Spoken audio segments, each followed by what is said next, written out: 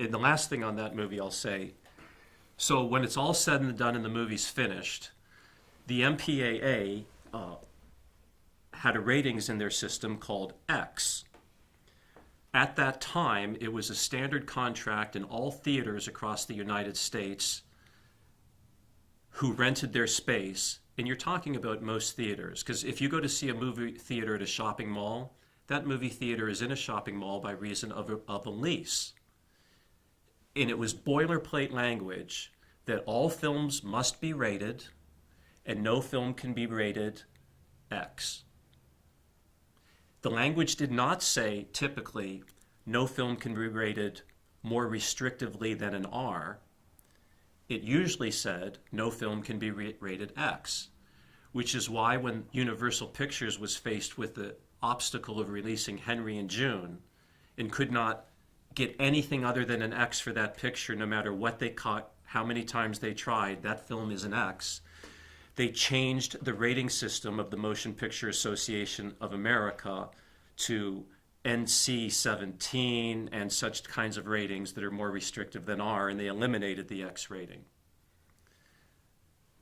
It's nice when you're that big and you get to change the rules. We weren't that big and we didn't get to change the rules. Crimes of Passion got an X out of the gate.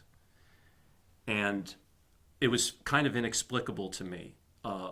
They started to make this argument and that argument, and Ken had great counter-arguments. Now, we ultimately prevailed, but there was a scene that's in the original Crimes of Passion and in the unrated version that's on video, and it has to do with Kathleen Turner as a prostitute with somebody who is either really a policeman or dressing up like a policeman, something with the nightstick that person has, and something about being sodomized with it. Go figure. And this was considered not suitable for our audience.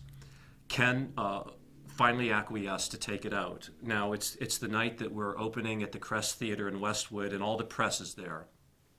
And the confrontations with the MPAA have been documented and in the press, and people know about it. So one of the very first questions he's asked by the press is, how do you feel about this version of the film now that you've made cuts for censorship purposes?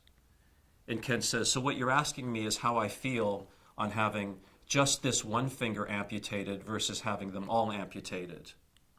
Get the picture? And that was his answer to that question.